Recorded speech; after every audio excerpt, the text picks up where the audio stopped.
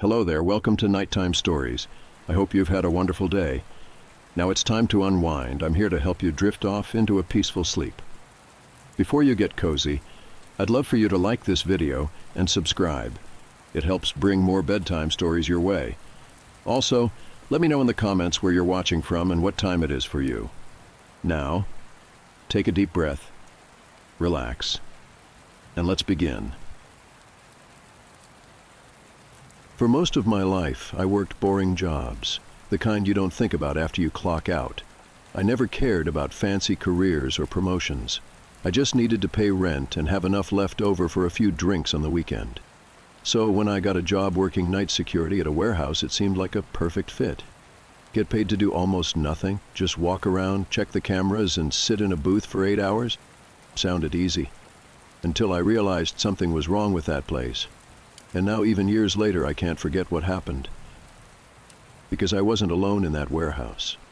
And whatever was in there with me, it wasn't human. I got hired after a 5-minute... The guy barely asked any questions, just checked that I had a clean record, nodded, and handed me a badge. The pay was decent, and since it was an overnight shift, I didn't have to deal with anyone.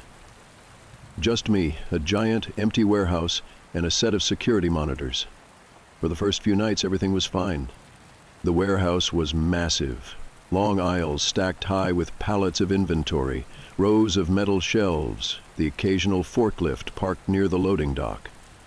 But at night, the place felt different. The hum of the overhead lights was too loud. The air felt too still, and my footsteps echoed in a way that made me feel like I wasn't alone, even when I knew I was. But I brushed it off. Then, about a week in, I noticed something strange. The camera feeds didn't make sense. I had 12 monitors at my desk, each one showing a different section of the warehouse. They were old, grainy, black and white, but they worked. Until they didn't. One night, around 2 a.m., I was watching the monitors when I saw something move. It was quick, just a flicker of motion in aisle 6.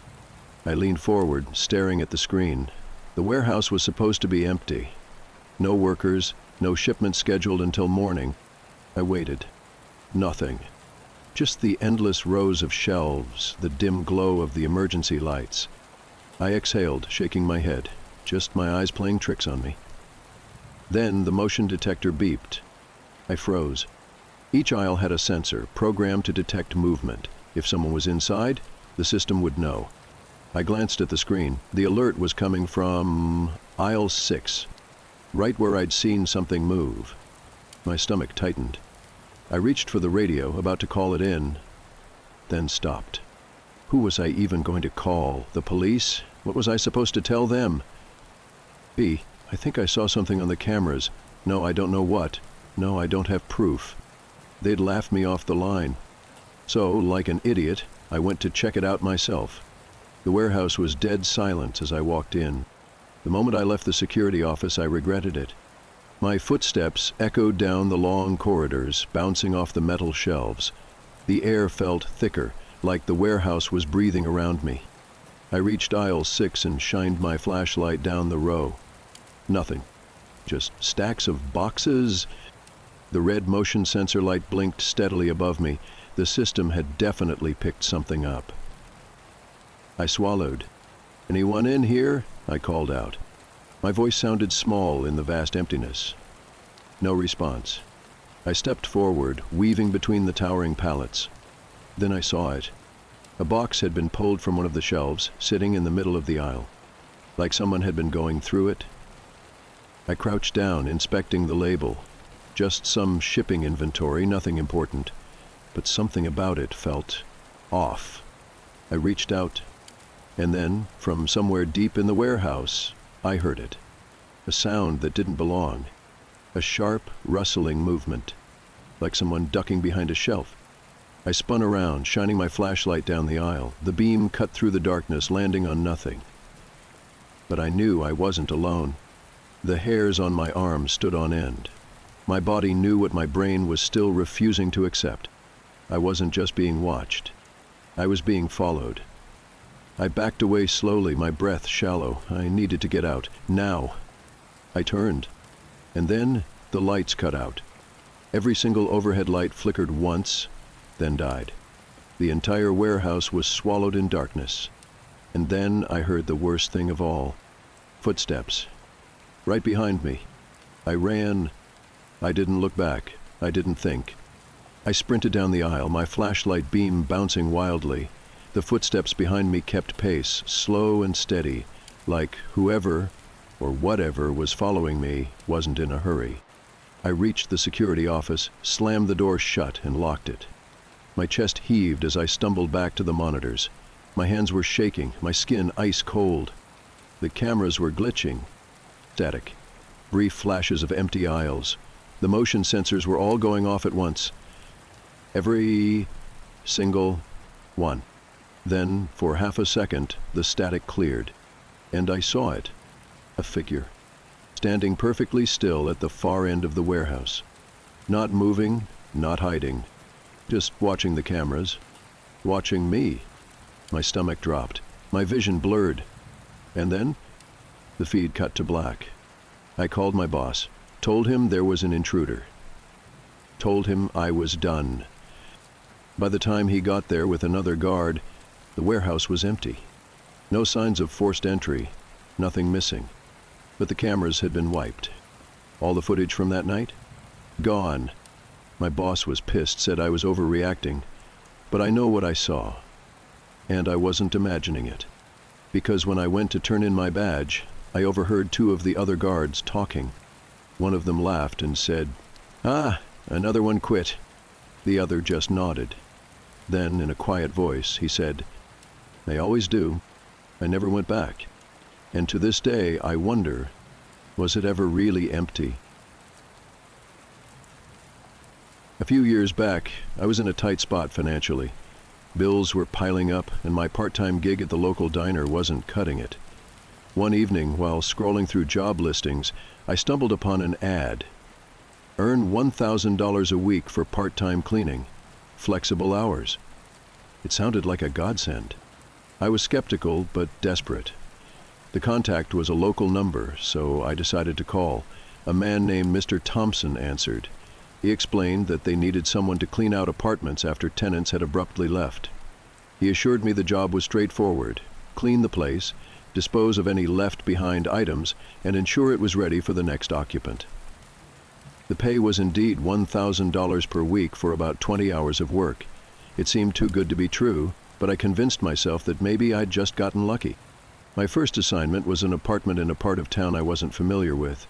The building was old, but well-maintained. Mr. Thompson met me outside, handed me the keys, and told me to call him once I was done. He didn't come in with me, which I found odd, but I brushed it off. Inside, the apartment was eerily pristine. It looked like someone had just stepped out for a moment. Dishes were in the sink, a half-empty coffee cup on the table, and even a newspaper dated 2 days prior lay on the couch. It was as if the tenant had vanished into thin air. As I started cleaning, I couldn't shake the feeling that I was being watched. Several times I thought I heard faint whispers, but whenever I paused to listen, there was only silence. In the bedroom, I found a journal on the nightstand. Curiosity got the better of me, and I skimmed through it. The entries were mundane at first, notes about work, grocery lists, reminders. But the last entry caught my attention. March 15th. I keep seeing shadows in the corners of my eyes.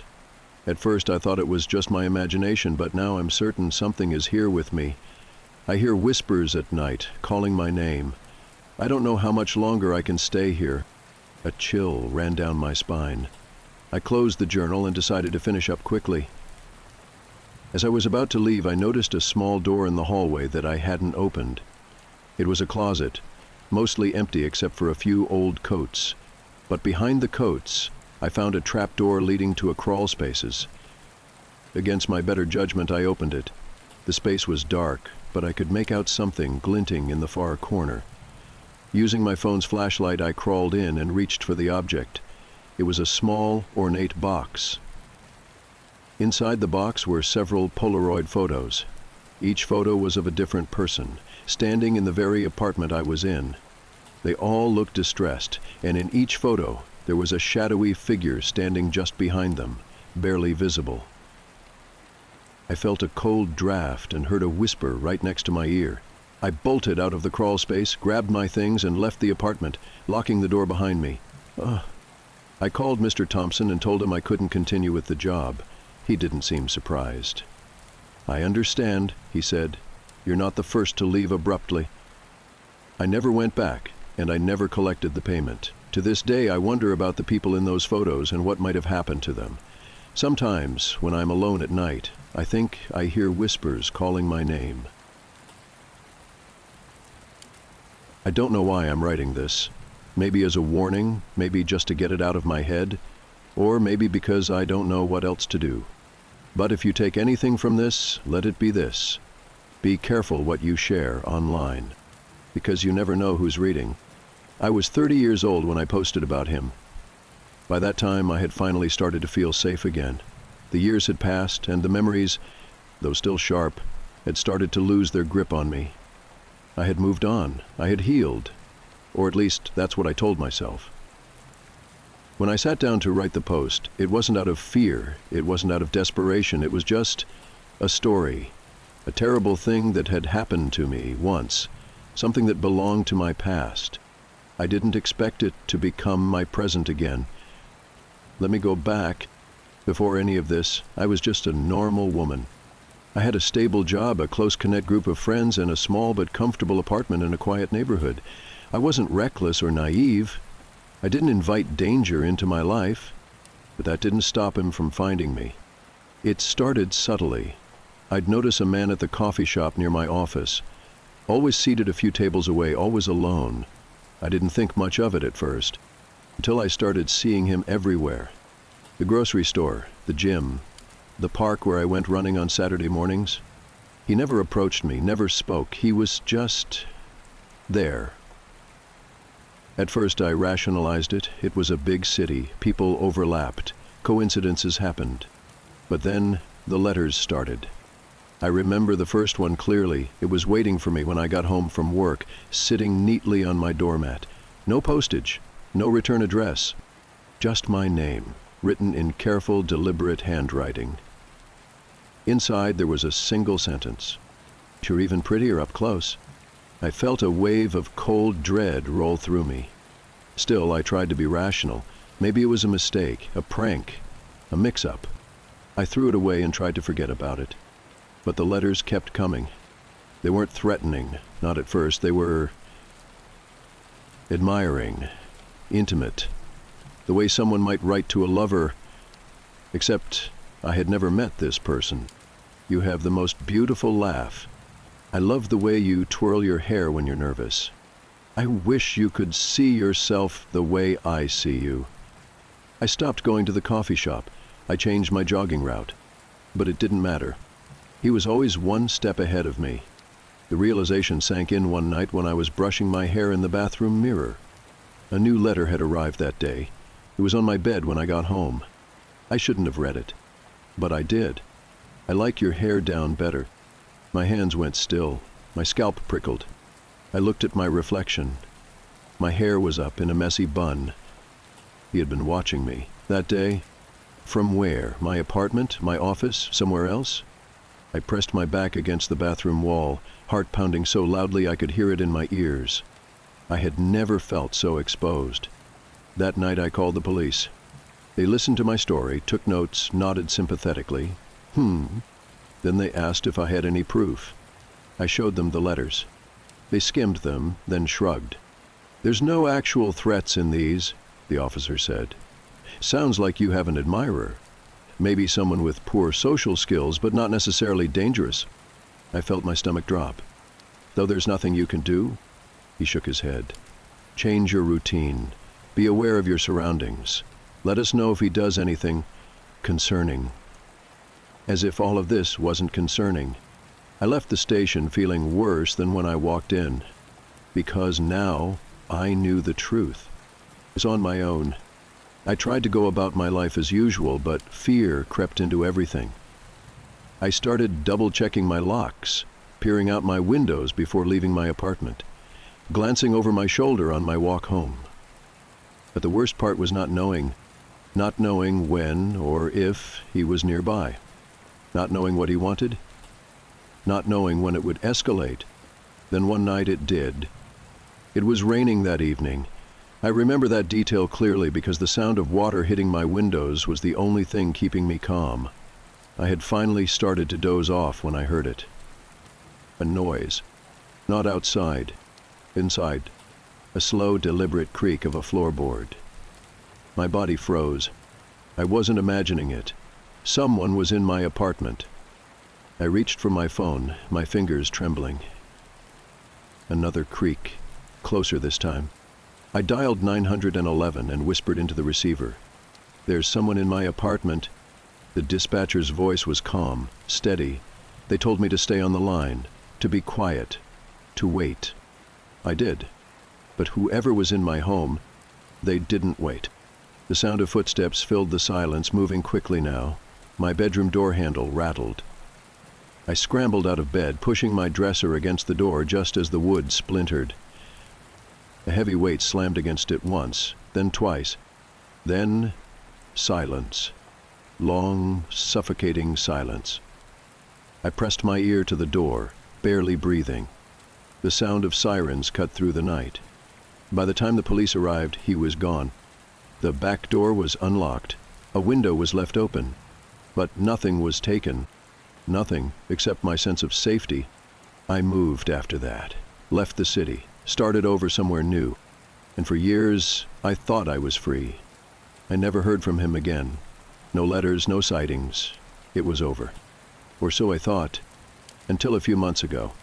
I was scrolling through my phone late at night when I saw a comment on the post I had written about my stalker years ago. A new comment. From a new account. "I missed you." I stared at the screen, my breath caught in my throat. Then another comment appeared. "Did you really think I wouldn't find you again?" I felt sick. I locked my doors, checked my windows, told myself it was just a coincidence. But deep down, I know. He's out there, and now he knows that I know. I haven't left my house in days. I keep hearing strange sounds at night, and I can't shake the feeling that I'm being watched. Again. I don't scare easily. That's something I've always prided myself on, working night shifts at an old office building. Most people would have quit after the first week. But I stuck with it. It's quiet, almost peaceful. The world outside goes to sleep, and I'm left to monitor empty floors and make sure everything is running smoothly.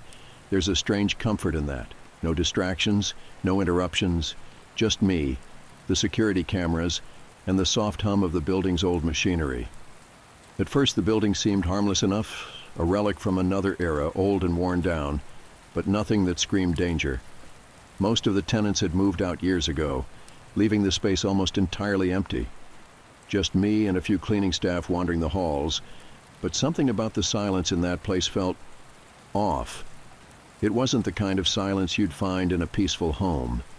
It was deeper, unsettling, as though the building itself was waiting for something, or someone. It didn't take long before the odd occurrences started. Small things at first, flickering lights, a strange creak in the floorboards. I tried to brush them off, convinced it was just the building settling. But then I heard it. A soft, rhythmic tapping that echoed through the halls. It wasn't loud enough to be a knock, but it was enough to make the hairs on the back of my neck stand up. I walked the floors, checking every room, but found nothing. The tapping continued, always in the background, like a faint drumbeat. For a while, I told myself it was just the pipes or the wind, but as the weeks passed, I couldn't ignore it anymore. The sound wasn't random. It seemed to come from a specific spot each night, a corner of the building where the lights always flickered. I tried to brush it off, telling myself it was just my imagination. But the more I listened, the more the tapping felt deliberate. Someone or something was out there, and it was waiting for me to notice. One night, I decided to do something about it. I'd had enough of the tapping and the strange feeling that followed me through the halls. Armed with a flashlight and a sense of determination, I set out to investigate the building's dark corners. The lights in the hallway flickered as I passed each room. The silence felt like a weight pressing down on me, but I kept moving. The tapping was louder now, closer. It wasn't just the pipes or the wind. There was something in the building with me. I made my way to the back of the floor, to a storage room I'd never paid much attention to. As I opened the door, the temperature dropped, a chill ran down my spine. I couldn't explain it, but something felt wrong. The room was empty, but the air felt thick, as though it was holding something back. I turned the flashlight on, scanning the room. That's when I saw it, a shadow, just barely moving in the corner of the room. I froze. It was like something had been waiting for me. The next morning, I couldn't shake the feeling of being watched. I went through my routine as usual, checking the security footage, but nothing seemed out of place. No sign of the shadow I had seen. No evidence that anything had been there. I wondered if it was all just my imagination running wild. But deep down, I knew it wasn't. The building had a strange presence to it, something that made the air feel heavy. I wasn't alone there. Not really. Later that night, the whispers started. At first, it was a faint rustling, like a distant conversation. I thought I was hearing things, but as the hours passed, the whispers grew louder. It was as if the voices were coming from every direction, surrounding me. I tried to dismiss it, telling myself it was the wind or maybe even my tired mind playing tricks on me. But it didn't stop. I felt a cold presence behind me, a chill that wasn't from the building's draft. I wasn't just hearing things. Something was there with me. I couldn't take it anymore. The whispers, the shadows. Something in the building had changed, and it was slowly driving me to the edge. I started to question my sanity. Was I losing it? Was this all in my head? I didn't know. I thought maybe I was just stressed. Maybe the isolation had gotten to me. But every night it was the same. The whispers, the tapping, the figure I couldn't quite see but could always feel. It was getting harder to ignore. That's when I received the letter from HR. It was brief, but it sent a shiver down my spine. They wanted to meet with me, to discuss something important. I hadn't done anything wrong. I'd been doing my job as usual, but the tone of the letter felt off, like they knew something I didn't. I was uneasy, but I had to go. Whatever was happening in that building, I needed answers. I couldn't keep pretending everything was fine when it clearly wasn't. When I arrived at HR's office the next evening, the atmosphere was tense. The room was dimly lit, and the woman sitting across from me didn't say a word as I took a seat. She just stared at me, her expression unreadable. There was an uncomfortable silence before she slid a piece of paper across the desk. It was a printout of a security camera feed from the night before. The footage showed me walking down the hallway, just as I had done so countless times. But something was different this time. In the background of the footage there was a figure. It was standing still, almost hidden in the shadows. I couldn't make out the details, but I knew something wasn't right. I hadn't seen anyone else in the building that night, and yet there it was. The figure, watching me. The woman in HR didn't speak for a moment, letting the weight of the footage sink in. I tried to explain myself. "It must be a glitch," I said, trying to rationalize it. "Maybe someone's messing with the security system." But HR wasn't buying it. They were asking questions I didn't have answers to. Was I hearing things? Was I seeing things that weren't there? They asked me about my well-being, about how long I'd been working the night shifts. I could tell they were concerned, but I wasn't sure if it was because of the footage or because they thought I was losing my mind. The more I thought about it, the more the doubt crept in. Could this all be in my head? Was I imagining things? I didn't know anymore. The shadow, the whispers, the figure on the footage. It all felt too real to be a trick of the mind. But then again, I couldn't explain it. I didn't want to believe I was losing touch with reality. I wanted to believe that there was something, someone else in that building, something I could confront. But the more I thought about it, the more it felt like the building was playing tricks on me. After the meeting, I couldn't shake the feeling that HR was trying to get rid of me. They didn't say it outright, But there was an underlying implication that I wasn't cut out for the job anymore. The building was getting to me, they suggested. Maybe I needed some time off, some rest. But I couldn't rest. I couldn't stop thinking about what I had seen and heard. The shadows, the figure on the footage. And the more I thought about it, the more the whispers came back.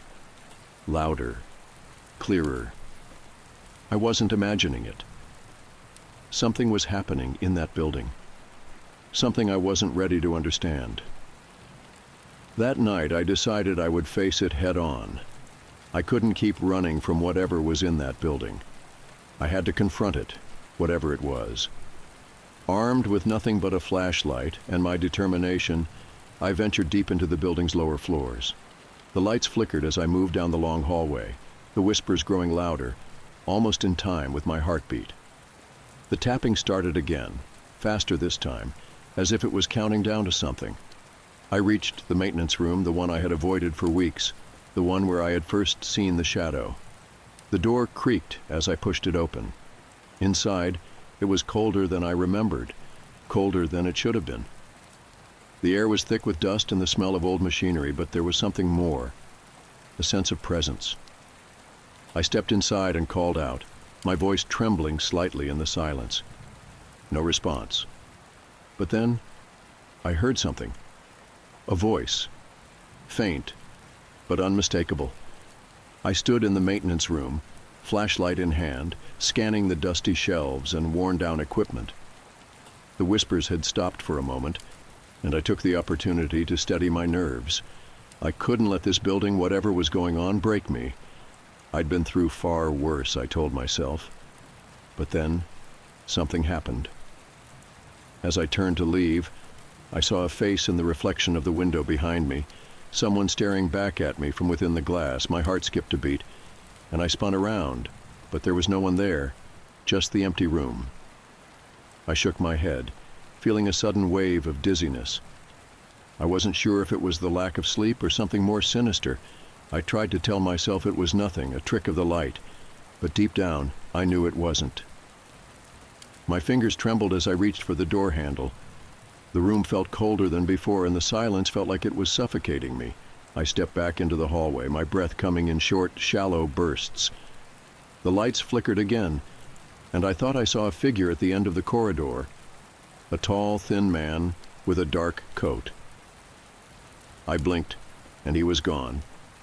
I rubbed my eyes, trying to make sense of it, but the world around me seemed to blur, everything twisting and shifting like a bad dream. The next day, everything felt off. I woke up late, my alarm having failed to go off. I was disoriented, like I had just woken up from a deep sleep, although I couldn't remember falling asleep.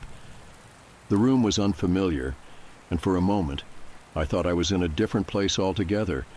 Then I remembered I was at home. It was a strange feeling, like the lines between my reality and the world around me were starting to blur.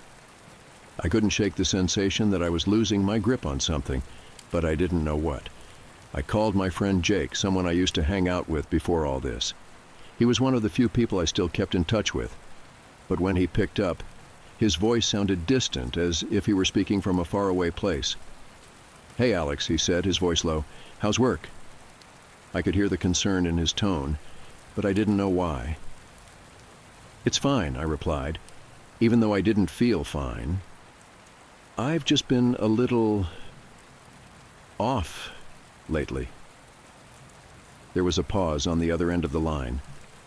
"Maybe you need to take a break, man. You've been working those night shifts too long. You're not yourself." I agreed, but the truth was I couldn't explain why I didn't feel like myself. The world around me seemed more distant than usual, like I was watching it through a fogged-up window.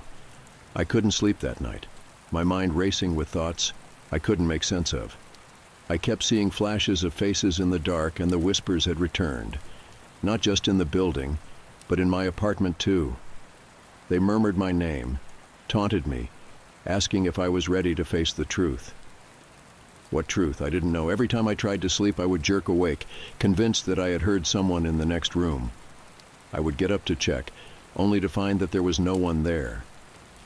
But the unsettling feeling lingered. My apartment was empty, but It didn't feel like it felt like something was watching me. I tried to reach out to Jake again, but this time he didn't pick up. I left him a message, but my fingers trembled as I typed. I couldn't seem to keep them steady. The next morning, I got a text from him. "Hey man, I think you should go see someone. This isn't normal. I'm worried." It stung, but I knew he was right. Something was off, and I couldn't ignore it anymore. But I didn't know who to talk to. Who would believe me? Who would understand what was happening to me? The line between reality and delusion had become too thin, and I was afraid of crossing it completely. That night I saw it again. The figure, the tall man in the dark coat. Only this time he was standing at the end of my bed, just beyond the foot of it. I could see his face, pale, gaunt, his eyes hollow and unblinking. His mouth moved, but no sound came out. I wanted to scream, to run, but my body wouldn't move. I was frozen in place, my eyes locked on him, unable to look away. The room was silent, save for the pounding of my heart in my ears. But when I blinked, he was gone, just like before. I sat up in bed, gasping for air, my palms sweating. I had to be dreaming. I had to be. But the cold chill in the room told me otherwise. I grabbed my phone and dialed Jake's number again, but it went straight to voicemail. I didn't know what to do anymore. The building was worse than I had realized. But it wasn't just the building. It was me. The figure. The whispers. The strange feeling that I was being watched. It wasn't real, but it was. It was real in my mind. I had spent so many nights in the dark, alone with my thoughts, that I'd lost touch with reality. I'd started to hear things, see things that weren't there. I had no idea how long it had been happening, but now I understood I'd been in this place for too long. It wasn't just the building that was broken. It was me. I reached out to Jake once more, but this time something was different. His voice was softer, distant, like he was saying it from far away. "Alex," he said, "I think it's time you went to see someone. I don't know how to help you anymore." I didn't want to hear it, but deep down I knew it was true. I had to face the truth. But the truth was something I wasn't ready to accept. The shadows had already taken root in my mind, and I was losing the battle. The next few days were a blur. I wasn't sure if I was sleeping or awake anymore. I would wake up in strange places, on the couch, in the kitchen, without remembering how I had gotten there. The voices wouldn't stop. They were louder now, filling my mind with thoughts I didn't recognize. Sometimes I would hear someone knocking at my door, but when I opened it, no one would be there. I started seeing figures in the corner of my vision, shadows that moved when I wasn't looking directly at them. I tried to tell myself it was just stress, just my mind playing tricks on me, but I knew the truth. Something had broken inside me, and I didn't know how to fix it. I decided to go back to the office to see if maybe, just maybe, I could make sense of what was happening. But as I walked through the hallways, everything felt different. The building seemed alive in a way it hadn't before. The air felt heavier, like it was pressing down on me. The whispers were louder than ever, and the figure was there, standing in the shadows, waiting. I tried to approach it, but my body wouldn't move. I was trapped in my own mind, unable to escape the reality I had built for myself. And then I realized with a cold chill that I wasn't trapped in the building at all. I was trapped inside my own mind. The walls of the office felt like they were closing in around me. The shadows stretched unnaturally long, flickering with every step I took. I couldn't tell what was real anymore, the whispers, the tapping, the figure. It all felt so vivid, like a sick game that the building had been playing with me. I had convinced myself that there was something, someone, stalking me. Something supernatural that had been following me for months, maybe even years. I had become obsessed with the idea, searching for clues, trying to find the one thing that could explain it all. But the harder I searched, the more it felt like I was spiraling into madness. I don't know what led me to the doctor's office that day, or how I even managed to get myself there. But something inside me knew I needed help. My mind was unraveling, and I couldn't fix it on my own. The diagnosis came quickly: schizophrenia. The words felt foreign, unreal, as though they belonged to someone else. But as the doctor explained, everything began to make sense. The voices I'd been hearing, the shadows in the corners of my vision, the figure I'd seen in the maintenance room, it wasn't a stalker, it wasn't a ghost. It was me, my mind, betraying me. The doctor spoke in a calm, reassuring voice. Schizophrenia is a chronic condition.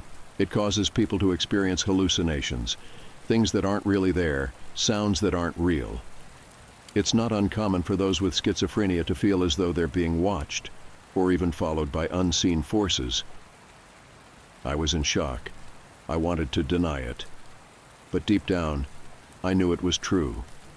Everything I had experienced, everything that had plagued me for months, was a result of my mind, my fractured mind, playing tricks on me. It wasn't a ghost and it wasn't a stalker. It was a part of me, something I couldn't control. I had always prided myself on being strong, on not letting fear take hold. But now, I saw the truth. I had been fighting an enemy within myself, and I had lost. The doctor suggested therapy, medication, and taking time off work. But the idea of stopping, of confronting the reality of what was happening to me, terrified me. How had I gotten here? How had I ended up in this place where I couldn't trust my own senses? I kept thinking back to my childhood, trying to remember if there had been signs earlier on. Had something happened back then?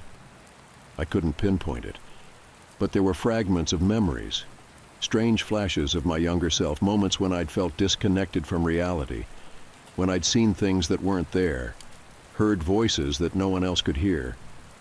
I thought it was just imagination, just a phase that I would grow out of, but I hadn't. The doctor asked me about my family history. I didn't have much to go on. My parents weren't really involved in my life, and I never knew much about their past. But the more I thought about it, the more I realized something. When I was young, I'd been in a car accident. It wasn't a major one, but I had hit my head pretty hard. The doctors had said it was just a concussion, that there was no lasting damage. But what if that was the trigger? What if that moment, that injury, had set something off in my brain? It was the only thing that made sense, the only thing that could explain the gradual descent into madness that I had experienced over the years. I walked out of the doctor's office in a daze. The weight of the diagnosis hung heavy on my chest, and the streets felt strange beneath my feet. The world looked different now, like a distorted reflection in a broken mirror. I felt like I was standing on the edge of a cliff, unsure of what would happen if I took another step. I wanted to go back to my apartment, to curl up in bed, and pretend like none of this was real. But I knew I couldn't. I had to face it. I had to face myself.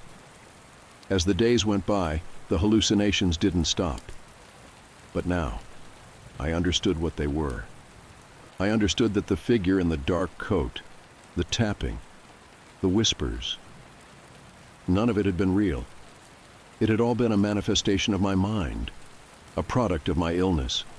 I tried to accept it, tried to make peace with it, but it wasn't easy. I had spent so long convincing myself that something supernatural was happening to me, that I had been stalked or haunted by some unseen force. It was easier to believe in ghosts than in the terrifying reality that I was the one who had been chasing shadows all along. A few weeks later, I received a call from HR. They had heard about my diagnosis, and while they expressed concern, they offered me the opportunity to take a leave of absence. It was clear they didn't want to fire me, but they also didn't know how to handle the situation. I appreciated their offer, but I knew it was time for me to leave for good. I couldn't stay in that building, in that city, any longer. The place that had once felt so familiar had become a prison for my mind, a place where I had been trapped by my own delusions. I packed up my things and left without a word. I didn't tell anyone where I was going. I didn't want to face the reality of what I had become. But as I drove away, I knew it was the right decision. I couldn't keep running from the truth. It wasn't a supernatural force that had been watching me. It wasn't some dark entity following my every move. It was me all along. And the hardest part was realizing that the only way to escape was to confront the very thing I had been trying to outrun, myself. We had been hiking for hours, the trees growing denser and the trail narrowing, winding deeper into the forest. It was supposed to be a relaxing trip, a getaway from our busy lives, just the two of us, alone in the woods. But as the hours passed and the sun started to dip behind the canopy, the forest began to feel... The air grew heavy. The wind carried a chill that made me shiver despite the warmth of the day. Rachel, my girlfriend, didn't seem to notice. She was ahead of me, her light backpack swaying gently with each step. She had always been the braver one, the adventurous one. I had never really been a fan of the outdoors, but I had agreed to the trip. I figured it was time for me to try something new, and I wanted to make her happy. But now, as the daylight faded and the shadows stretched longer, I couldn't shake the feeling that we weren't alone. I glanced around, but all I saw were trees. Thick, silent, unfeeling trees. Then, we saw them. At first I thought they were hikers like us, just another couple or a group of friends out for a walk. They were standing in a clearing, talking among themselves in low voices. I couldn't make out what they were saying, but something about the way they stood in the middle of the woods, almost too still, made me uneasy. Rachel, always the social one, waved and called out a greeting. "Hey, you guys hiking too?" The strangers turned toward us, their faces expressionless. There were 4 of them, 2 men and 2 women. Their clothes were odd, almost outdated. It was a strange mix of modern and old-fashioned, like they didn't quite belong in the present day. But their eyes... those eyes were what unnerved me the most. They were too calm, too still.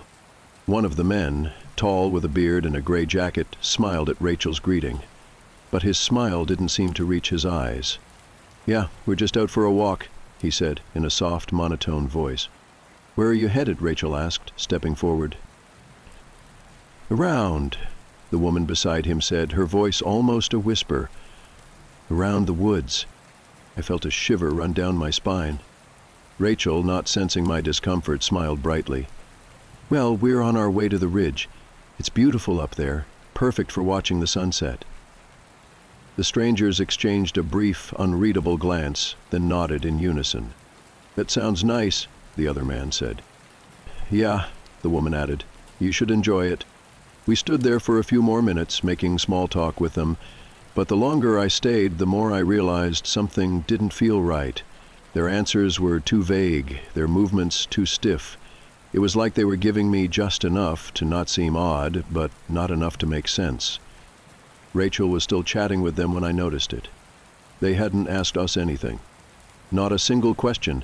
They didn't inquire about where we were from, what we were doing here, nothing. It was like they didn't care who we were or why we were out here in the woods. And then, just as suddenly as they had appeared, they started to turn and walk away, moving in the same strange, synchronized way. "Take care," one of them called back, without looking over their shoulder. We watched them disappear into the trees, their movements eerily smooth. After they were gone, Rachel turned to me, still smiling. "They were nice. Hmm?" I didn't know how to answer. I couldn't shake the feeling that something was very, very wrong. "They were strange," I said, trying to sound casual. She laughed and patted my arm. "You're overthinking it. They were probably just out for a peaceful hike like us." I nodded, but I didn't feel any better. The deeper we went into the woods, the more I felt eyes on me, as if the trees themselves were watching. Then, about an hour later, it happened. We heard footsteps behind us. At first I thought it was another hiker, maybe someone passing by, but when I turned to look, there was no one there. I shook it off. Just my imagination, I told myself. But then it happened again. A faint rustling of leaves, the sound of something moving behind us. I looked at Rachel, but she hadn't noticed. She was too focused on the trail ahead. "Did you hear that?" I asked, my voice low. "Hear what?" she asked, glancing at me with a smile. "I think someone's following us," I said, my heart pounding. Rachel stopped walking and turned around, but there was no one there. Stop freaking out, she said, laughing softly. You're just paranoid. I wanted to believe her. I really did. But as the minutes passed, I couldn't shake the feeling. I had been hiking for long enough to know when something was off, and something was definitely wrong. As the sun finally set, we decided to head back to the campsite. I was relieved to finally be heading in the right direction. But that's when it happened again. The sound of footsteps. I turned around quickly, my stomach dropping. There, standing in the fading light, were the 4 strangers. They weren't running, they weren't shouting, they were just standing there, watching us. I grabbed Rachel's arm. We need to go, now. But as we turned to leave, I noticed something terrifying. No matter how fast we walked, the strangers were always just behind us. I tried to tell myself it was coincidence, but it was too much to ignore. Each time I glanced back, they were there, walking at the same steady pace. No matter how fast we moved, they kept a perfect distance, never rushing, never running, but never falling behind either. We picked up the pace. I started to jog.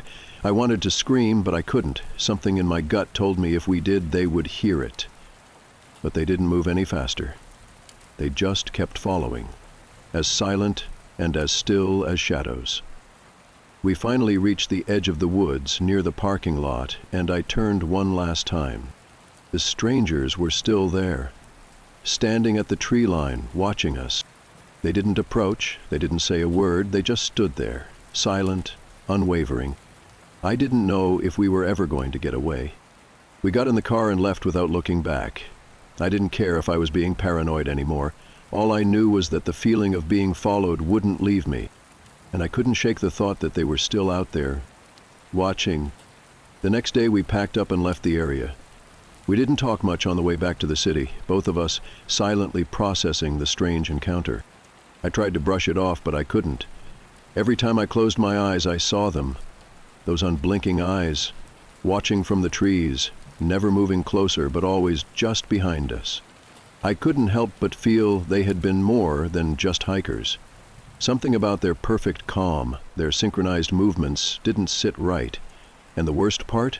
They didn't need to chase us. They were always just one step behind. We didn't speak much on the drive home, both of us lost in our thoughts, trying to make sense of what had happened. The evening had turned from a peaceful hike into something far more sinister.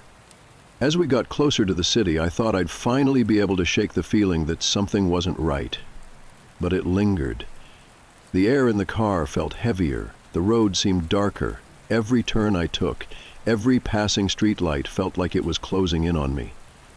Rachel was quiet, her face pale in the dim light, and I could tell she was replaying the same events over and over in her mind. We had both been unsettled by the strangers, but I couldn't tell if it was just fear or something worse that was making the hairs on the back of my neck stand up. As I turned onto the highway, the headlights flickered for a brief moment, and I slammed on the brakes instinctively. The car jolted to a stop, and I sat there for a moment, my heart pounding. Rachel's voice broke the silence, her tone more nervous than usual. "Did you see that?" she asked, her eyes darting nervously out the window. I blinked and looked around. There was nothing unusual about the road, just empty fields and the occasional passing car. "See what?" I replied, trying to keep my voice steady, but I could hear the tremor in it. "Back there," she insisted, "in the trees. It looked like one of them, one of the people from the woods." I looked at her, trying to make sense of what she was saying. It was impossible. We were miles away from the forest now. I shook my head. "Rachel, it's just your mind playing tricks on you. We're fine." But even as I said the words, I felt the discomfort creeping back in, like something was still out there. We didn't speak for the rest of the drive, but I couldn't ignore the feeling that we weren't alone. The sensation that we were being watched had returned, only this time it was even more intense. Every reflection in the rearview mirror felt wrong. Too still, too quiet. I kept glancing back, but there was nothing, just the dark highway behind us. When we finally arrived at the apartment, I thought I'd be able to breathe again. We had made it back to safety, away from the woods, away from the strangers. But as I got out of the car, I noticed something strange. The hairs on my neck stood up again. A set of footprints, wet, muddy, and fresh, led from the entrance of our building, disappearing around the corner of the parking lot. It couldn't be. I froze. Rachel had already gone inside, but I stood there for a moment, staring at the footprints. They led toward the entrance where we'd parked earlier, but then they turned. They veered off toward the side of the building. I felt my stomach twist. The only explanation that made sense was that someone had followed us here. Someone who had been with us in the woods. The strangers. But how had they gotten here so quickly? How had they known exactly where we were going? Later that night I couldn't sleep. I kept hearing noises, scratching sounds at the door, soft thuds against the walls, the feeling of something watching me from the dark corners of the room.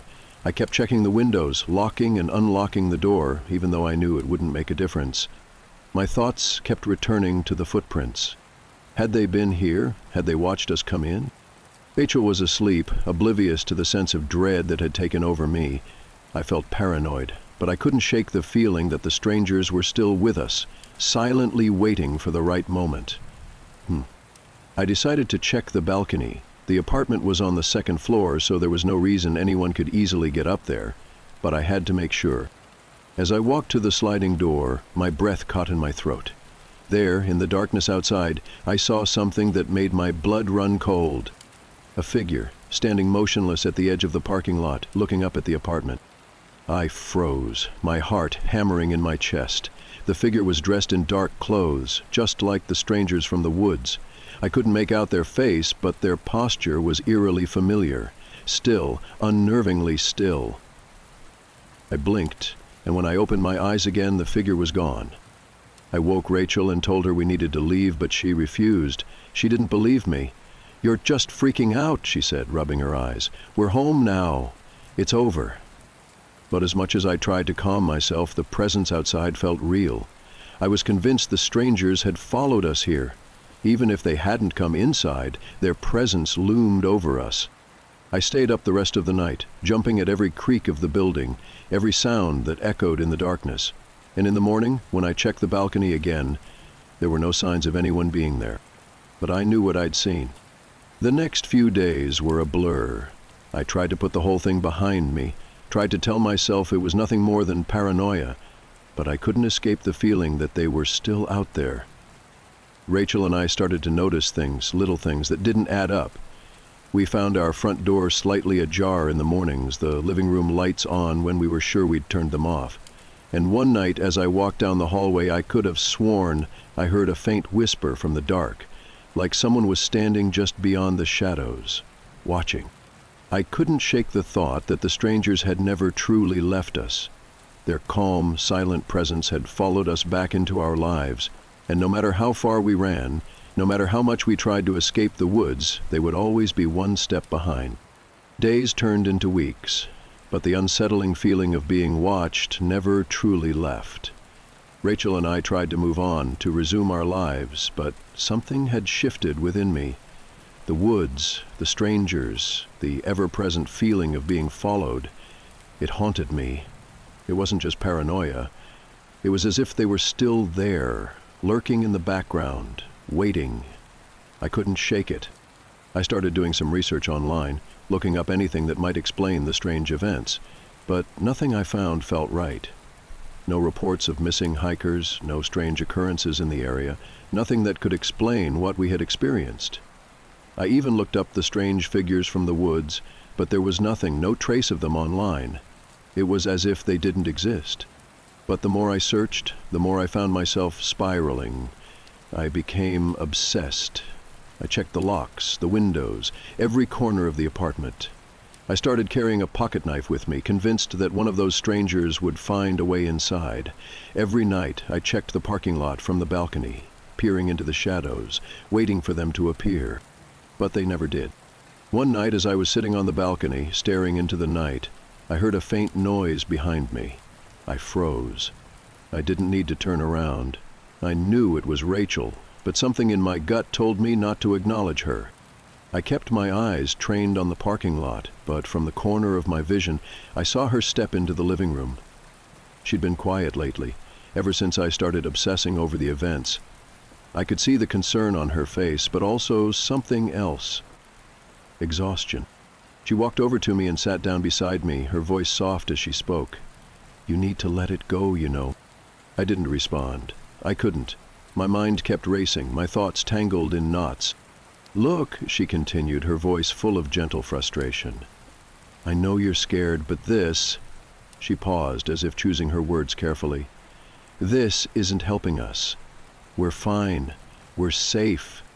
Her words should have comforted me, but they didn't. Instead, they made me feel like I was losing control of something deeper. That night, after Rachel fell asleep, I couldn't help myself. I grabbed my keys and decided to go for a drive. I didn't know where I was going, just that I needed to get out of the apartment. The darkness of the city streets felt like a better alternative than the quiet of the apartment that had begun to feel too small. As I drove, I found myself heading back toward the woods. The familiar feeling of unease settled in my stomach, but this time, I didn't turn back. I parked near the trailhead, unsure why I'd come back here, but feeling a strange sense of closure that I hadn't felt in weeks. I walked down the trail, the soft crunch of leaves beneath my feet the only sound in the dead of night. The forest was silent, just like it had been the first time we walked through it. For a long time I stood there, breathing in the cold air, waiting. But nothing happened. The strange figures didn't appear. The oppressive feeling of being followed didn't return. I had come here expecting to see them, expecting to confront my fear, but there was only quiet. I realized then what I had been afraid of all this time. It wasn't the strangers or their silent pursuit. It wasn't the fear of being chased or watched. What had terrified me was the idea that I couldn't escape my own mind. The anxiety, the paranoia, the constant wondering if I was truly losing touch with reality. But standing there in the woods, I realized something important. They had never been following me. I had been following them. They had always been one step behind. Not because they were hunting me, but because I was the one who couldn't let go of them. My mind had twisted the experience into something darker than it ever was, building it up until it felt like a constant presence in my life. But in the end, they had never shown any aggression, never made a move against me. They were just people, strange, yes, but not a threat. And that realization was all I needed. I went home, feeling lighter than I had in weeks. Rachel was still asleep when I returned, her soft breathing the only sound in the apartment. I quietly crawled into bed beside her, feeling the tension slowly drain from my body. The next morning I felt different, calmer. I knew it would take time to truly let go of the fear, but I had faced it head on, and that was enough. The strangers, the woods, the paranoia, it was all part of the journey, but it wasn't something I would let control me anymore. We didn't go back to the woods. I didn't feel the need to. But for the first time since that strange encounter, I felt at peace. The lingering fear had faded into the past. Sometimes, the only thing that follows you is the fear you hold on to. And in the end, it's up to you whether or not you let it define you. Photography has never been more than a hobby for me. Some people paint, others play instruments. I take pictures. I like capturing moments that feel empty, frozen in time. Abandoned streets at dawn, forgotten alleyways, train stations just before the last departure of the night. There's something about the stillness that's always pulled me in, like I'm documenting places the world has left behind. I never took pictures of people, not intentionally anyway. I liked my photos to feel untouched, undisturbed, free of human interference. That's why, when I first noticed the man in one of my shots, I barely paid him any mind. It was a picture I had taken near the riverfront, an old cobblestone walkway lined with rusted lampposts. The sky had been a deep shade of navy, the last remnants of daylight barely clinging to the horizon. I had been focused on getting the symmetry right, the way the lampposts cast long, thin shadows stretching toward the water. It wasn't until later, when I was going through my shots, that I noticed the figure standing in the distance. He was near the edge of the frame, half hidden in the gloom beneath a flickering streetlight. A tall man, wearing a hood, his face completely obscured by shadow. His posture was off, rigid, almost unnatural, like he wasn't just passing through, but standing there deliberately, watching. I remember staring at the image for a long time, feeling vaguely unsettled but ultimately brushing it off.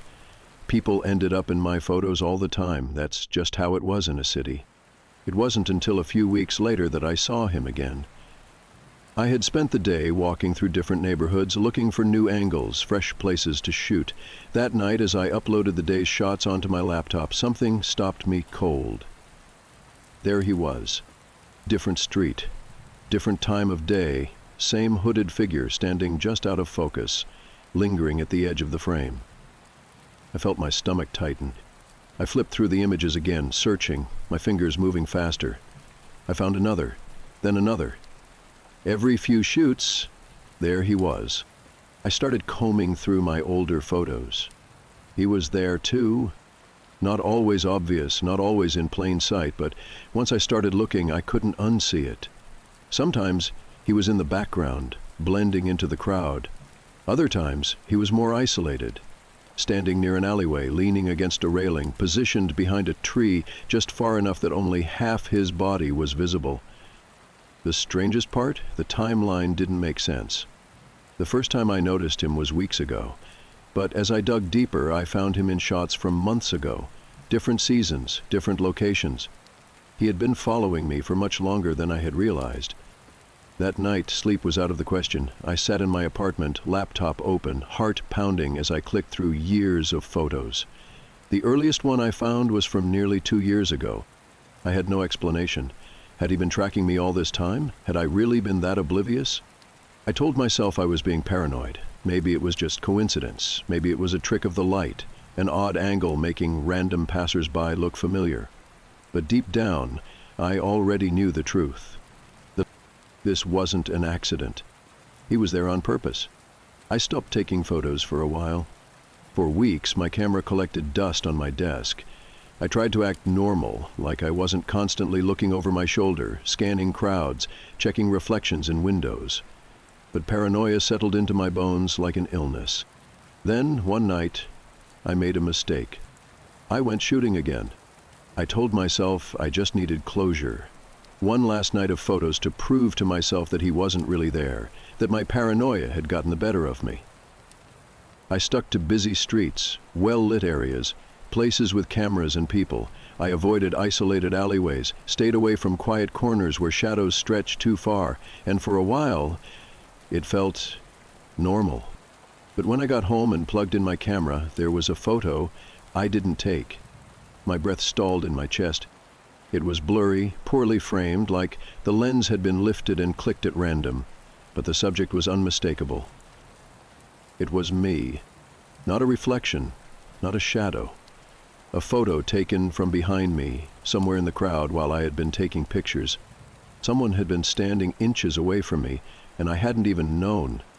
Panic spread through me in icy waves. I scanned the photo for details, desperate for any clue, the angle, the location. It had been taken no more than an hour before I got home. Whoever took it had been close enough to reach out and touch me. I called the police that night. I told them everything, the photos, the stranger, the realization that he had been following me for years. An officer came by, took a statement, assured me they would look into it. But I could see it in their eyes. They didn't take it seriously. No real crime had been committed. No threats, no evidence beyond my own paranoia. I installed extra locks, kept my curtains shut tight, stopped going out at night, and for a few weeks, nothing happened. Then the envelope arrived. It was slipped under my apartment door while I was sleeping. No return address, no markings, just a plain white envelope containing a single photograph. It was a picture of me, taken from inside my own apartment.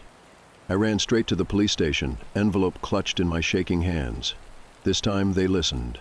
Officers arrived at my apartment within minutes. They checked the locks, dusted for prints, reviewed security footage. And this time they found something. The cameras in my building had caught him. A man in a dark hoodie, waiting outside the entrance at 2:46 a.m. He never entered through the front. No sign of forced entry, no broken locks, but in one frame he could be seen slipping into the stairwell behind a tenant, walking straight toward my floor. They arrested him a week later. He had been watching me for over 3 years. He lived just a few blocks away, a man I had never met, never spoken to, never noticed in my daily life. But he had noticed me. The police found hundreds of photos in his apartment. Shots of me walking home, sitting in cafes, standing at crosswalks, flipping through books in stores. Some from months ago, some from years ago, and some from inside my apartment while I was sleeping. They asked if I wanted to see them. I said no. I haven't picked up my camera since. Because I know I wasn't the first person he watched, and I won't be the last. I used to see him nearly every morning, always standing near the corner of Foster and 8th, where the city met the quieter, more residential streets. He never begged, never moved, just stood there in the same worn-out gray coat, hands tucked into his pockets, shoulders slightly hunched, as if bracing against a cold only he could feel. At first I didn't pay him much mind. It's a city, people exist in their own worlds. But after a few weeks, I started to notice him. His face was lean, hollow, like someone who had either given up or been worn down by something much larger than himself. His dark eyes didn't dart around like most people in his situation. They stayed locked on one point: the entrance to my office building. I tried not to dwell on it. I'd remind myself that cities were full of forgotten people, those who had simply slipped through the cracks of life. It wasn't my place to judge or interfere. But that didn't explain the feeling. The one that started creeping in after a month or so. The sense that he wasn't just standing there, that he was waiting.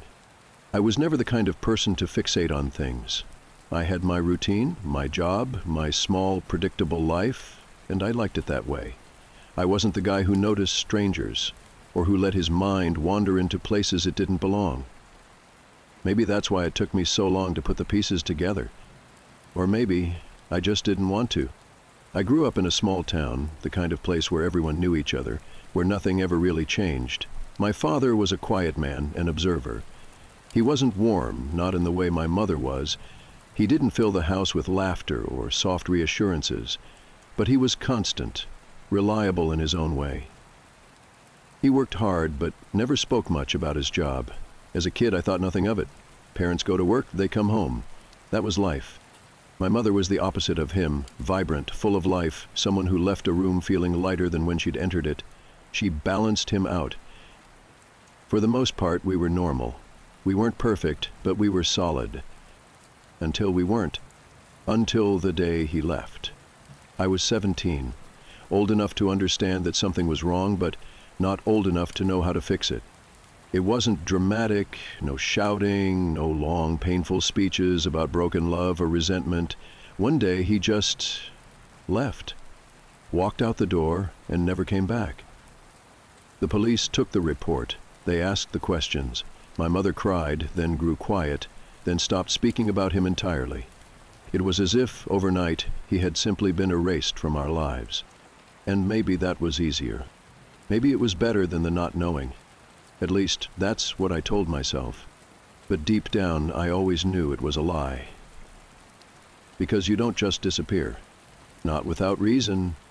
Not without leaving something behind. I hadn't thought about him in years. Not until that morning, when I finally looked closer at the man on the corner. The moment I saw the jacket, I felt my stomach tighten. At first, I didn't understand why. It was just an old coat, nothing remarkable. Faded, tattered at the cuffs, the color worn from time. And then it clicked.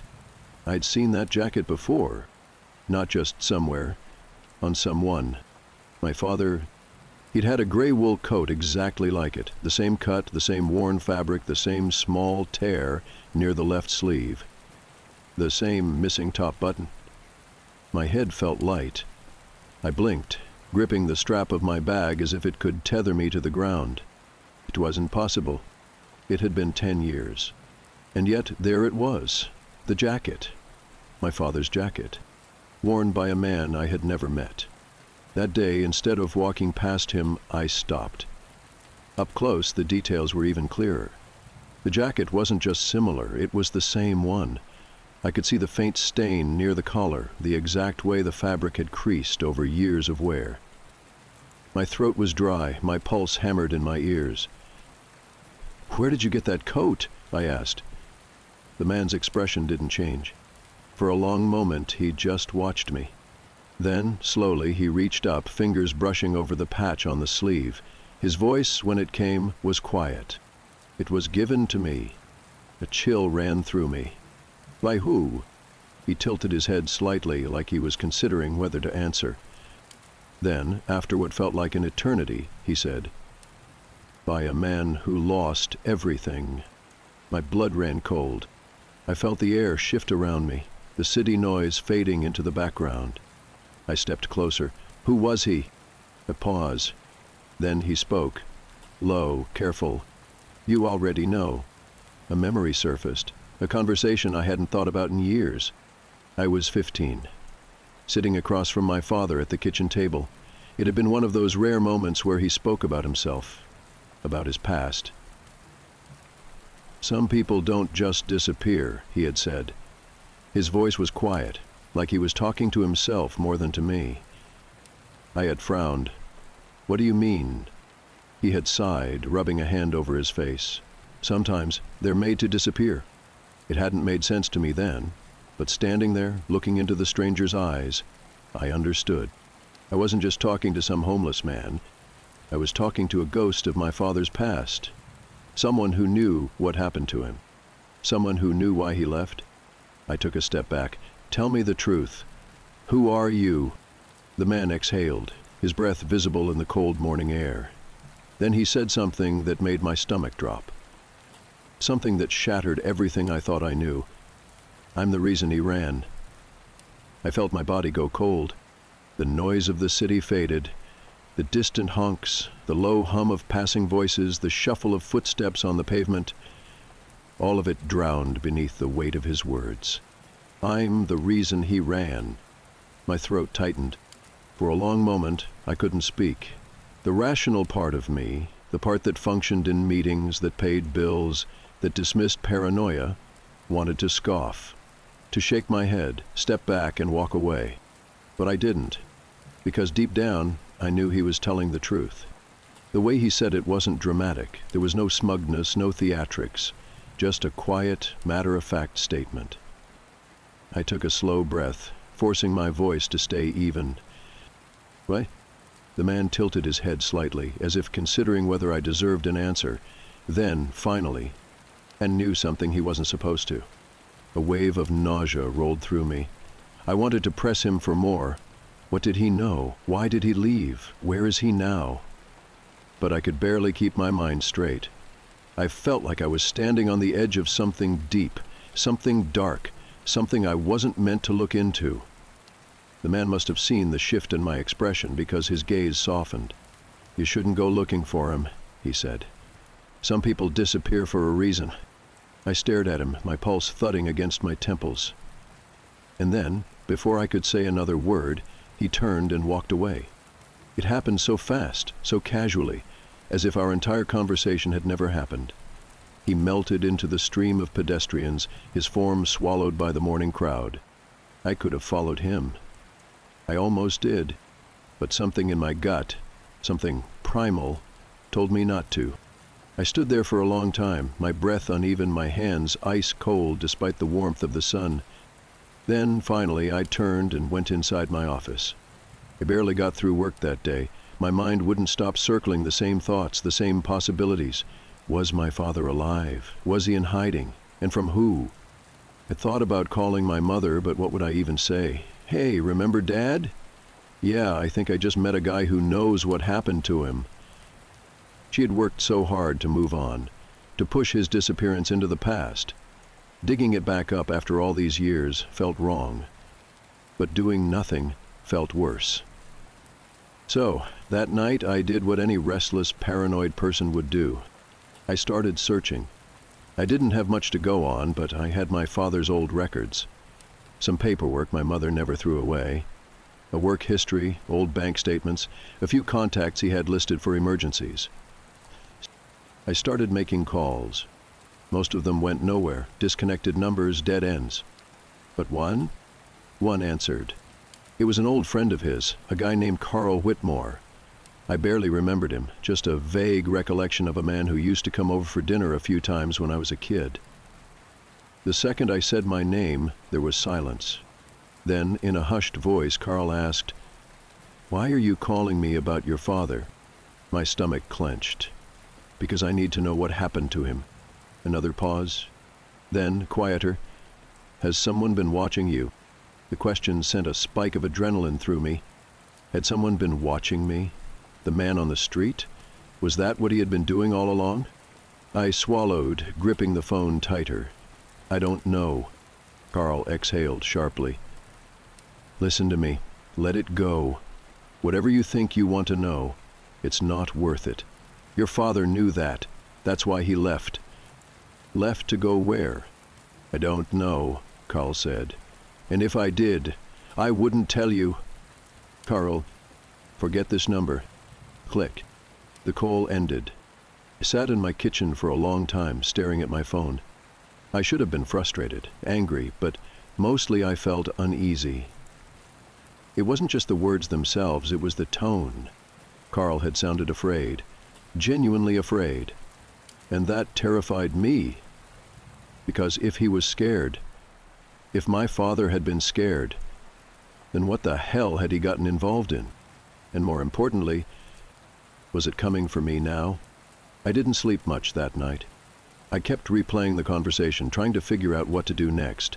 I wanted to keep searching, but something inside me, something instinctual, was telling me to stop, to listen to Carl, to let it go. And maybe I would have. Maybe I would have shut the door on the past and moved on with my life. But the next morning, when I stepped outside for work, I felt it. That sinking feeling. Like I was being watched. I turned my head slowly, scanning the street. Pedestrians walked by, cars crawled through traffic, nothing out of the ordinary. And then, there, across the street, the man was back. Same tattered jacket, same hollow stare. But this time, he wasn't standing still. He was walking toward me. I didn't go to work that day.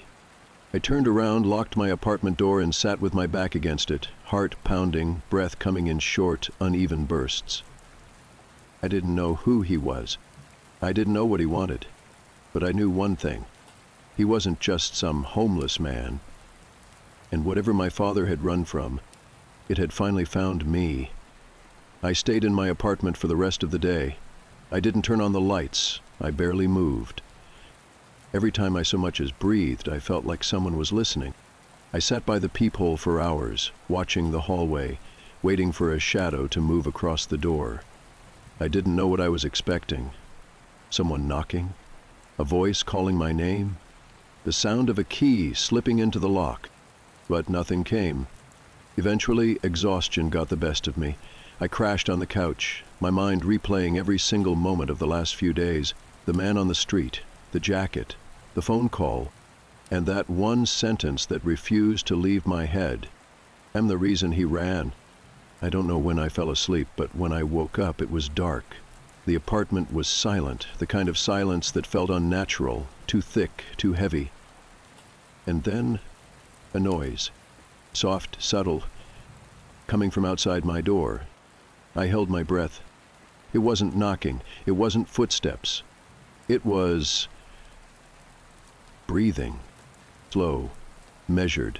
Someone standing just outside, listening, waiting.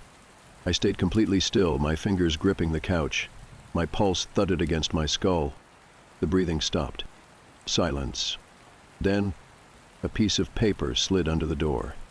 I stared at it, my whole body locking up. My apartment had no windows facing the hallway. I had no way of seeing who was out there. Seconds passed, then minutes. I didn't move until I heard the faintest sound of footsteps retreating. Slow, steady, like whoever had been there wanted me to know they weren't in a rush. Finally, when the silence stretched long enough that my ears rang from the pressure, I crawled forward. The note was folded, crisp, almost too clean for something delivered like this. My hands shook as I opened it. Inside there was only one line, written in my father's handwriting. "Stop looking. I don't remember the next few minutes. Maybe I sat there, maybe I whispered something under my breath, maybe I closed my eyes and pretended I was dreaming. But deep down I knew this was real. I knew my father was alive. And more than that, I knew he was watching. I should have been relieved. I should have felt some kind of closure, some kind of answer after all these years. But I didn't. Because if he was alive, that meant he had never left. He had just been hiding from them, from the man on the street. And now, because I had been stupid enough to start digging, they knew where I was, too. That night, I packed a bag. I called my boss, told him I was taking a leave of absence. I didn't say why. Then, I turned off my phone, threw it in the trash, and left my apartment. Not just for the night, not just for a while, for good. Because whatever my father had been running from, whatever shadow had been looming over his life for the past 10 years, it had finally caught up to me, and I wasn't going to wait around to find out why. I sat there on the floor for what felt like an eternity, the note still clenched in my fingers, the weight of it pressed into my chest, heavy, suffocating. Stop looking. Not a warning, a command. I knew then, without a doubt, that my father was alive. But he wasn't trying to find me. He wasn't coming back. He was keeping me away, and that meant only one thing. Whatever he ran from, he was still running. And now, because I had gone looking, I had put myself in the same danger. I forced myself to stand, my legs shaky, my body humming with adrenaline. My apartment suddenly felt too small, too vulnerable. I grabbed my phone, staring at the screen, debating whether to call someone. The police? My mother? But what would I even say? The man gave me a note in my missing father's handwriting. Please help. They wouldn't believe me, and even if they did, even if an officer came by, interviewed me, what could they do? This wasn't just about a missing person. This was about someone who didn't want to be found. I took a deep breath, trying to calm the storm inside my head. I needed to be rational, logical. I needed to do what my father had done. I needed to disappear. I packed a small bag, just the essentials. Cash, a change of clothes, my passport. Then, I did something I never thought I would. I pulled the SIM card from my phone, snapped it in half, and dropped it in the sink. Then, I turned on the faucet and let the water carry the tiny pieces down the drain. No more tracking, no more calls. I wasn't taking any chances. I didn't leave right away, that would be too obvious. Instead, I waited until just before dawn, when the streets were empty, when the city was quiet. I kept my hood up, my head down. I walked in the opposite direction of my office, of my usual coffee shop, of anywhere someone might expect me to go. I went to the train station, bought a ticket to a city I had never been to, and when the train doors slid shut behind me, I exhaled for the first time in hours.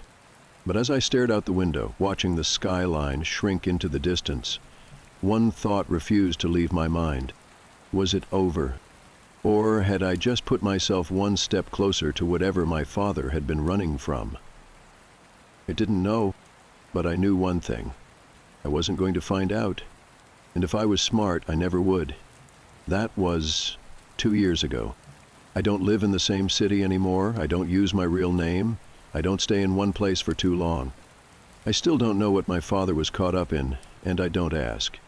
I don't search for him. And if he's out there, somewhere in the shadows, watching, waiting, making sure I listened, I hope he knows that I did. Because I don't want to know the truth anymore. I just want to be left alone. And I hope, God, I hope, they let me. I never thought I'd be the type of person to get paranoid. I've spent my whole life working with locks, securing homes, fixing broken doors. I know what keeps people safe. But after what happened a few years ago, I don't feel safe anymore. And if you knew what I knew, you wouldn't either. I used to be a locksmith. A good one, too. I worked for a small company that handled everything from apartment lockouts to high-security installations. Most of the time it was straightforward. People lose their keys. People need their locks changed after a breakup. Nothing strange. Until I got a call one night that changed everything. It was around 9 p.m. when dispatch called me. I was just about to settle in for the night when my work phone buzzed.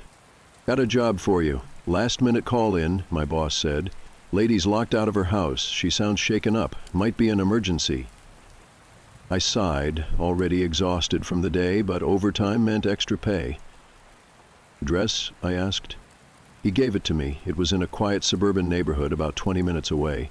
I grabbed my gear and headed out. The street was dark when I arrived. No streetlights, just the glow from a few scattered porch lights. The house in question was a 2-story, older model, the kind with a wraparound porch and a heavy oak door. It was well maintained, nothing out of the ordinary, except for the woman standing outside. She looked to be in her late 40s, dressed in a loose cardigan and jeans. Her hair was pulled into a messy bun, and her eyes darted around as if she expected something or someone to jump out of the shadows. She looked scared. I parked and grabbed my tools. As I walked up, I gave her the usual greeting. "Luck out, ma'am." She nodded quickly. Yes, please, She hesitated, glancing over her shoulder toward the darkened windows. I followed her gaze. Nothing looked off. The house was still, quiet, but something about it made the hairs on the back of my neck rise. I forced a smile. "No worries. Should only take a few minutes." She nodded again, stepping aside. I knelt in front of the lock and got to work. It was an older model, but nothing I couldn't handle. As I picked, I tried to make conversation to ease her nerves. "Lose your keys?" I asked. She didn't answer right away. Then, in a tight voice, she said, "No, I didn't lose them. Someone else has them." I stopped mid-pick, looking up. Her arms were crossed tightly over her chest. She was shaking. My gut twisted. "Someone broke in?" I asked carefully. She exhaled sharply, nodding. I think so. I don't know. The locks were fine when I left this morning, but when I got home, the front door was unlocked, and I never leave it unlocked." I frowned. "Did you call the police?" She hesitated again. "No. I thought about it, but..." She stopped, shaking her head. I didn't press. Some people don't trust the cops. Others don't want to cause a scene. But something about her demeanor felt off. I went back to work. Within a minute, the lock clicked. I stood up, stepping aside. "All said," I said. "Do you want me to check inside first, make sure no one's there?" She hesitated. Then she whispered, "Would you..." That was my second red flag. Locksmiths don't usually go inside. Liability and all that, but I'm not heartless. The woman looked genuinely terrified. I nodded. She reached for the handle, but stopped. Then, after a second, she gestured for me to open it instead. That was my third red flag. Something about this wasn't right. I pushed the door open. The house was dark, the air inside stale, heavy. It smelled faintly of cleaning supplies, but underneath it was something else, something off. I stepped inside, flipping the light switch. Nothing happened. "The power's out?" I asked, turning back to her. She nodded. "It was fine this morning. When I got home, nothing worked." Another layer of unease settled in my gut. I pulled out my phone and turned on the flashlight. The beam cut through the darkness, revealing a neat, perfectly normal-looking home. A couch, a coffee table, family photos on the wall. But something felt wrong. I couldn't put my finger on it, but it was there. That quiet, creeping sensation that something isn't where it should be. I stepped further inside, scanning the living room. Everything looked untouched. Then I saw the hallway. The door at the end was open. Just slightly, like someone had been watching the front door and left in a hurry. A chill ran through me. I turned to the woman, keeping my voice steady. "You said the door was unlocked when you got home?" She nodded. I swallowed. "Did you check inside before you called me?" She shook her head. My pulse spiked. That meant whoever had been here could still be inside. Slowly, I reached into my bag, pulling out the heavy-duty flashlight I kept for jobs like this. I stepped toward the hallway, moving as quietly as possible. The air grew thicker, the smell, stale, human, got stronger. I reached the open door, pushed it, and froze. The closet was full of blankets, old boxes, and hanging coats. But between them, half hidden in the dark, I saw a pair of shoes, and they weren't empty. My chest locked up. Someone was in there. I didn't move. For a second, I thought my mind was playing tricks on me, that I was seeing things, that the shoes were just part of the mess. Then they shifted. I backed up fast, heart slamming against my ribs.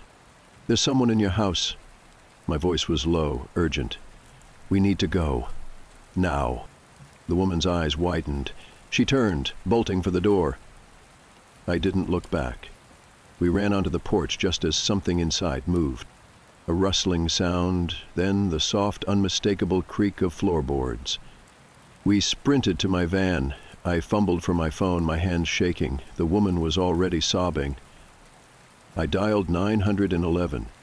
When the cops arrived, they searched the house. Nothing.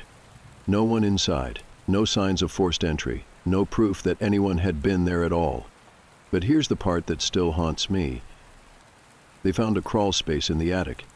Inside it, a sleeping bag, empty food wrappers, a small pile of clothing. Someone had been living there. Watching, listening, waiting. That was the last job I ever took. Because now, every time I hear a creak in my own house, I wonder if someone is still inside. I wasn't the type to believe in ghost stories. Sure, I'd heard the rumors. The whispers about the Northwood dorms being haunted, about the missing student from 10 years ago, about the strange knocking sounds people claimed to hear late at night. But I figured every college had its share of urban legends. I had only been on campus for a month, settling into the routine of early classes, late-night study sessions, and cheap cafeteria food. My roommate Daniel was the opposite of me. Loud, outgoing, constantly surrounded by people. We got along well enough, though I often found myself retreating to the dorm when he went out partying. Northwood had an older, almost forgotten feel to it. The hallways were too quiet at night, the lights dimmer than they should have been, casting long, flickering shadows on the peeling walls. My dorm was on the 4th floor, one of the older wings that had barely been renovated. The room was small, the window overlooked the woods behind campus, and the radiator made strange ticking noises when the air got cold. It started with the door handle. One night, around 2 a.m., I was lying in bed, half asleep, when I heard it. The slow, deliberate turn of the knob. Not a rattle, not an accidental bump. Someone was trying to open the door. I sat up, my heart knocking against my ribs. "Daniel?" I called, but I knew he wasn't back yet. He had texted me an hour ago saying he was crashing at a friend's place. The knob stilled, but I could hear breathing on the other side. Soft, measured, waiting. I reached for my phone, but as soon as my fingers brushed the screen, the sound stopped. I waited, frozen, listening. Nothing. After what felt like hours, I convinced myself it was just someone drunk trying to find their room. It was a college dorm, after all. Stupid things happened. But then I noticed something. The peephole was covered. A shiver ran down my spine. I hadn't noticed before, but now that I looked, the tiny circle was completely blacked out, like something, or someone, was standing directly in front of it, watching. I didn't sleep that night. The next morning, Daniel came back, oblivious, hungover, laughing about something stupid his friends had done. I wanted to tell him, but somehow, saying it out loud made it too real. I convinced myself I was overreacting. Then, a few nights later, it happened again. This time I was awake, sitting at my desk, headphones in, drowning in an essay that was due the next morning. The air was heavy with the scent of burnt coffee and stale dorm room air when I heard it. Knob turning. I ripped my headphones off, my breath caught in my throat. I turned, staring at the door. It turned again, slow, testing. And then, from beneath the door, a shadow. Not just a shadow cast by the dim hallway lights. This one moved. It stretched, creeping inward as if something was pushing itself underneath the door, seeping like smoke into the room. I didn't move. I didn't breathe. Then a knock. 3 soft, deliberate taps. Not from the outside, from inside my closet. I sat there, frozen, my mind scrambling for an explanation. I told myself it was my imagination, that my exhaustion was playing tricks on me, that I had misheard where the sound had come from, but deep down, I knew I hadn't. The knock had been inside the closet. Slow, intentional. My skin prickled with cold sweat as I forced myself to turn my head toward the door. The shadow beneath it was gone. The doorknob was still. The hallway outside was silent. But my closet door, slightly ajar, just enough for darkness to seep out, felt like it was breathing. I stared at it, my pulse hammering so hard I could hear it in my ears. My body screamed at me to run, but some part of me, the logical part, refused to move. This was a dorm. A normal dorm, in a normal college.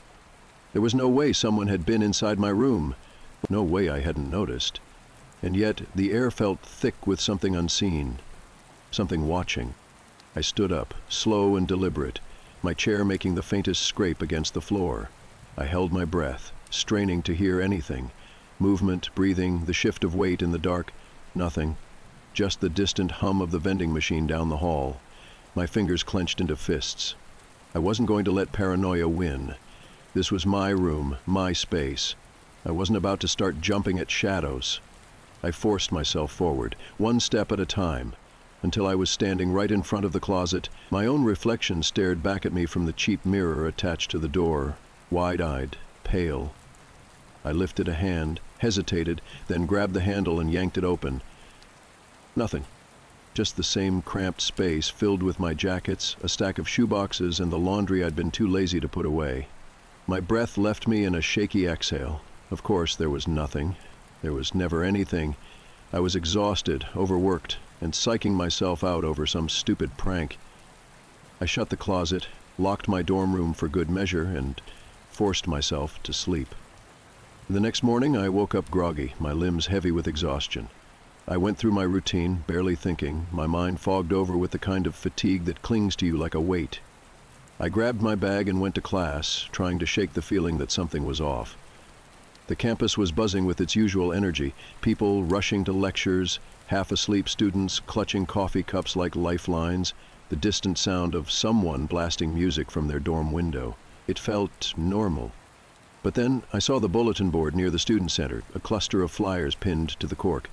My stomach twisted as my eyes landed on one in particular. Missing person.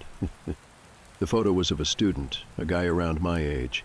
Short brown hair, glasses, a familiar grin frozen in time. My brain struggled to place where I had seen him before, and then it clicked. His dorm was down the hall from mine. I didn't know him well, had only seen him in passing, but a cold chill ran through me as I read the details. Missing for 5 days. Last seen leaving the dorm late at night. No sign of forced entry in his room. No leads. A creeping unease settled into my stomach. 5 days ago, that was around the time I had started hearing the sounds at my door. When I had first noticed the peephole was covered. I swallowed hard, telling myself it was just a coincidence. Colleges had thousands of students. People disappeared all the time. Ran away, dropped out, left without telling anyone. But I couldn't shake the feeling that it wasn't random, that it was connected. That night I double-locked my door. I shoved my desk chair under the handle, something I hadn't done since I was a kid. It made me feel stupid, but I didn't care.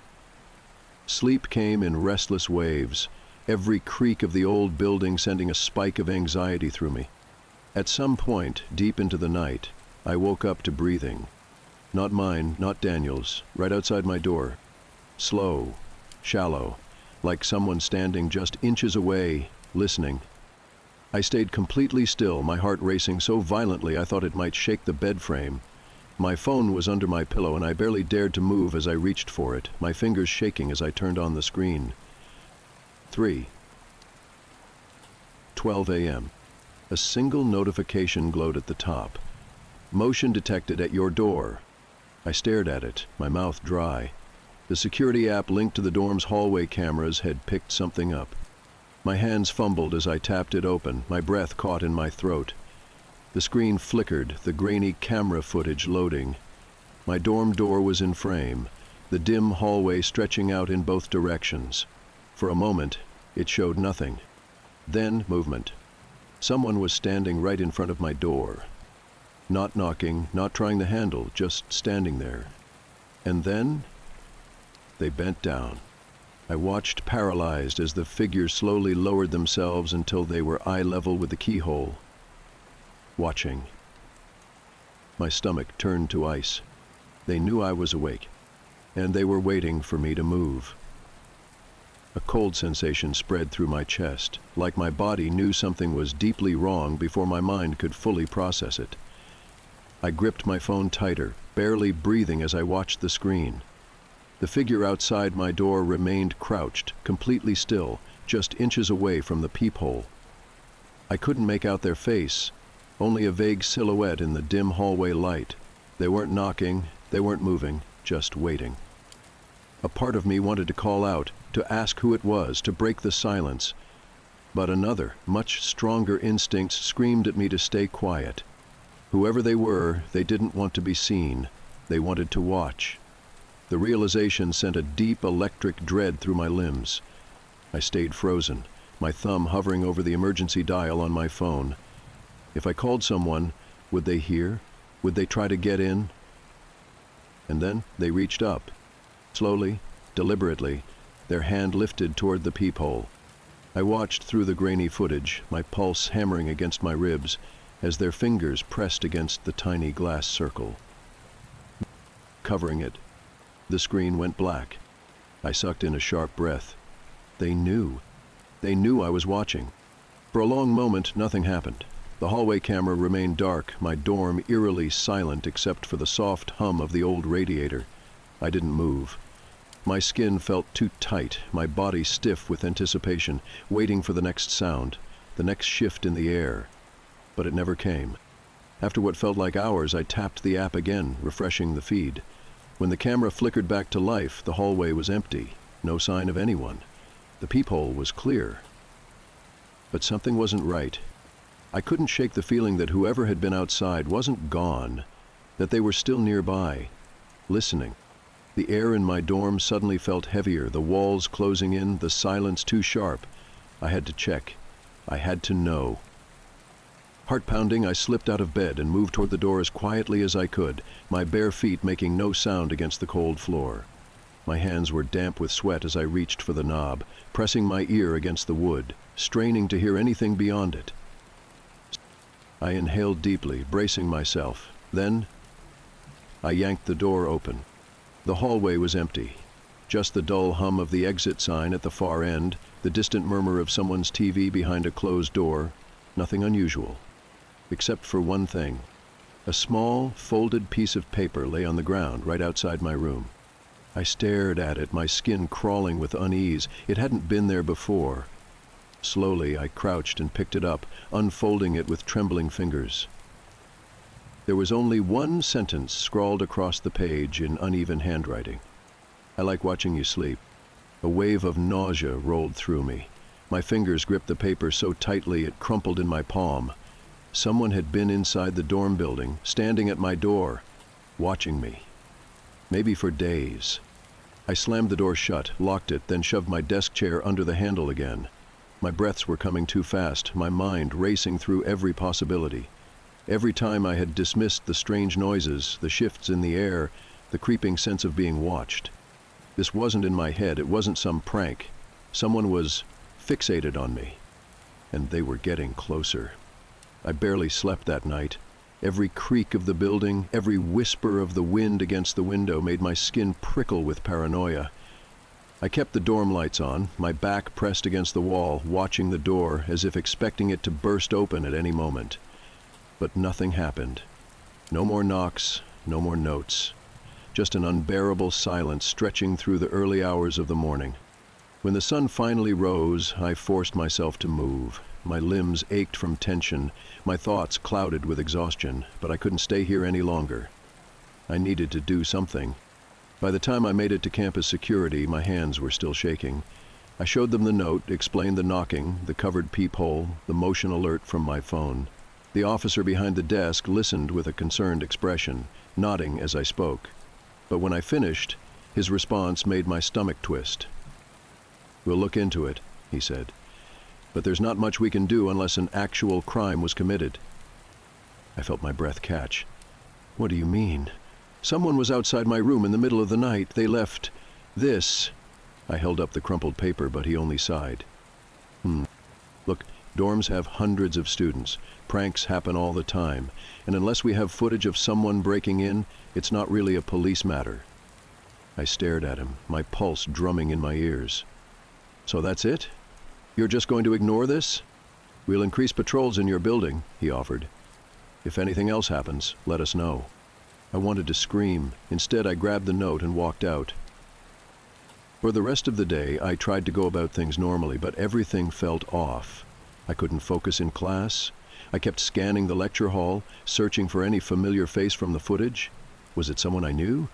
Had they been watching me all along? When I returned to my dorm that evening, my hands were slick with sweat as I unlocked the door. I braced myself for something, another note, a new sign that they'd been back. But the room was exactly as I had left it. I should have felt relieved, but I didn't. I sat on the bed, my mind churning. The feeling of being watched hadn't left me.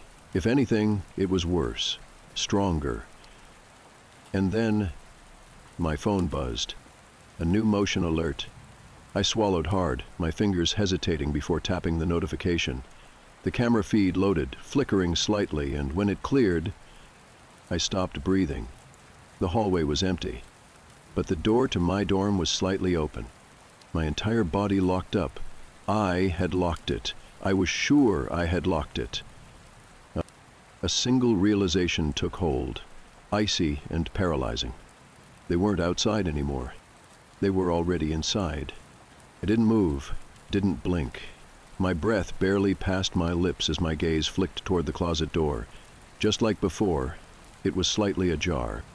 The air in the room felt suffocating, pressing down on me from all angles. Slowly, carefully, I reached for my phone and dialed 911, my hands barely able to keep steady. 901, what's your emergency? I opened my mouth to speak, but before a sound could leave my throat, the closet door creaked open. The line went dead. The next thing I remember is running, sprinting down the hall, pushing past anyone in my way, my only thought getting out. I didn't stop until I was outside, gasping for air under the cold glow of the streetlights. The police arrived within minutes. They searched my dorm, questioned my neighbors, even checked security footage. But in the end, they found nothing. No sign of forced entry, no figure on the cameras, no fingerprints but my own. They suggested I might have imagined it, that I had left my door unlocked and the wind had pushed it open, but I knew better. I didn't go back. That same night, I packed my things and stayed with a friend off campus. The next morning, I put in a request for a room transfer. A week later, I moved to another dorm in a different building. For a while, nothing happened. I tried to tell myself it was over, that I was safe now. But sometimes, late at night, I would wake up with the same suffocating feeling. The sensation that someone was there, just beyond my line of sight, standing in the shadows, waiting. And a few weeks later, when I was scrolling through my phone, trying to clear out my old notifications, I saw it. An unread message. No name, no number. Just a single text sent the night I fled my dorm. "You were right to run.